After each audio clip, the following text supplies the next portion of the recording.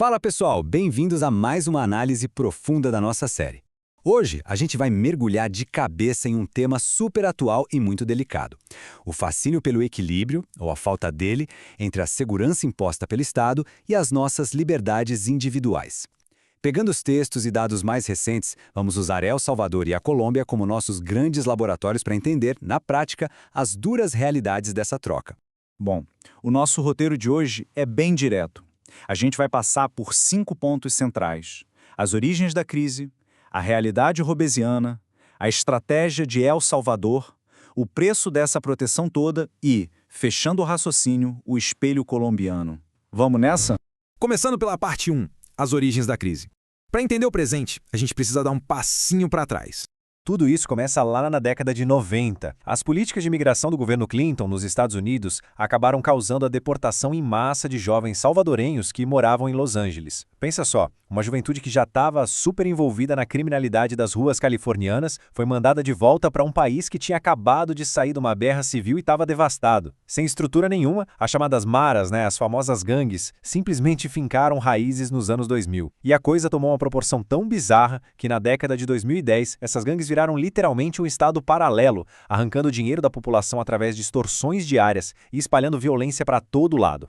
E aí a gente esbarra nessa pergunta essencial: o que rola quando um Estado simplesmente falha na sua tarefa mais básica, que é garantir a segurança física das pessoas? A resposta das fontes é bem triste. Quando a base de um Estado moderno desmorona desse jeito, os cidadãos acabam tendo que sacrificar quase toda a sua liberdade para os chefões do crime. É o sacrifício pela sobrevivência básica mesmo, dia após dia, formando aquele cenário perfeito do que a gente chama de Estado falido. E é aqui que a gente entra na parte 2. A realidade robesiana. E olha, é fascinante como a filosofia política clássica explica direitinho essa crise moderna. Sabe aquele famoso conceito da guerra de todos contra todos? É Thomas Hobbes puro. Ele descrevia um estado de anarquia extrema onde a vida seria, nas próprias palavras dele, brutal e curta. O grande ponto que a gente precisa tirar daqui é que, sob o domínio de criminosos desorganizados, não tem como a sociedade prosperar. Afinal, se toda a riqueza que você produz vai ser inevitavelmente roubada por alguém mais forte, para que se dar ao trabalho de produzir, né? O incentivo para criar qualquer valor simplesmente desaparece. E o material que a gente está analisando traz uma definição libertária super provocativa do Estado. Ele descreve o Estado não de um jeito romântico, mas de forma bem imparcial, como um mecanismo puro de poder.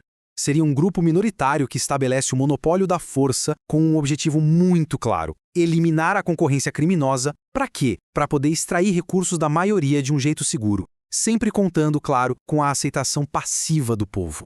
Colocando lado a lado, a gente entende por que a população aceita isso, por que as pessoas se submetem de bom grado à autoridade de um Estado gigantesco. Simples, para fugir do caos absoluto.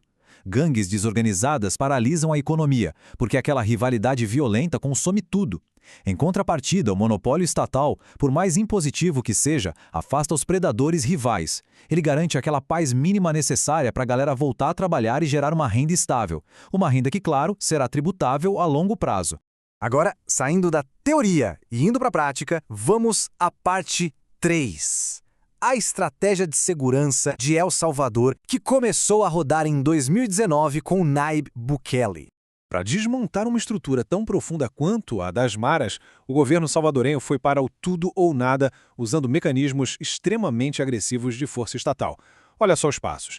Eles implementaram um estado de exceção permanente, suspenderam garantias civis e judiciais para poder dar muita velocidade aos processos, expurgaram de vez os comandos da polícia e das forças armadas para limpar a corrupção e, por fim, ergueram mega prisões focadas puramente no encarceramento rápido e em massa.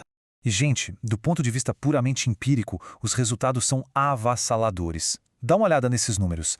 A taxa de homicídios por 100 mil habitantes despencou de bizarros 35,8 em 2019 para absurdos 2,4 em 2023. Para colocar isso em perspectiva, de uma hora para outra, o país virou a nação com a menor taxa de homicídios de todas as Américas, perdendo única e exclusivamente para o Canadá. É uma mudança radical de realidade. E nas ruas, como é que isso bateu? Apesar das organizações internacionais caírem matando, alertando para uma guinada autoritária fortíssima, o apoio dentro do país é gigantesco, 85% de aprovação.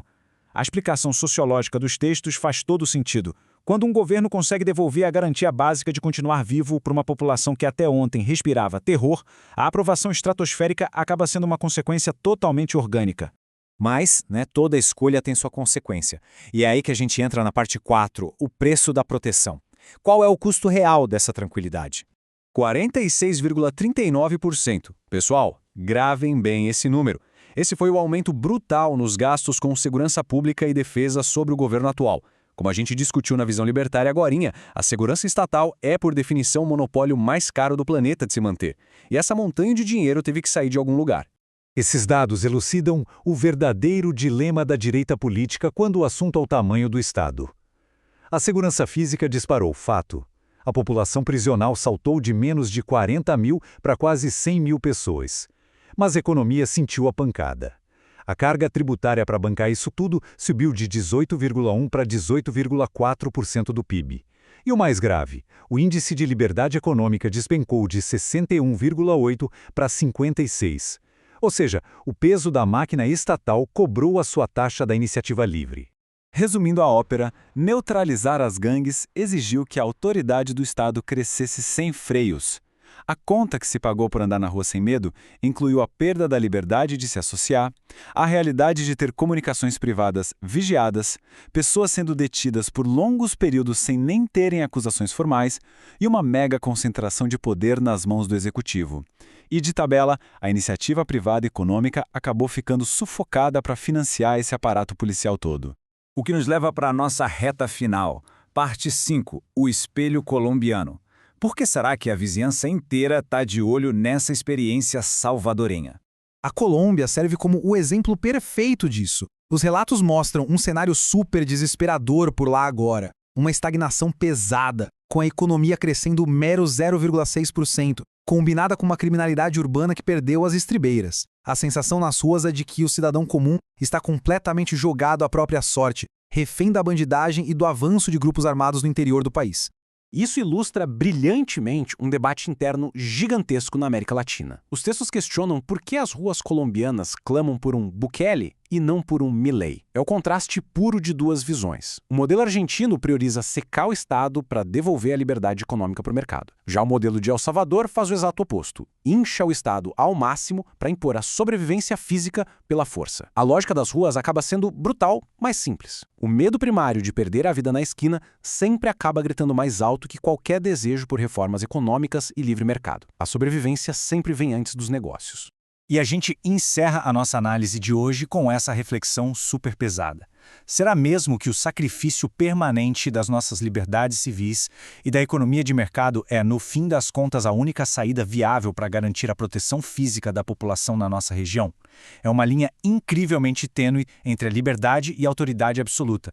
Espero que os dados de hoje tenham ajudado a clarear esse cenário tão complexo. Um abração e até a próxima.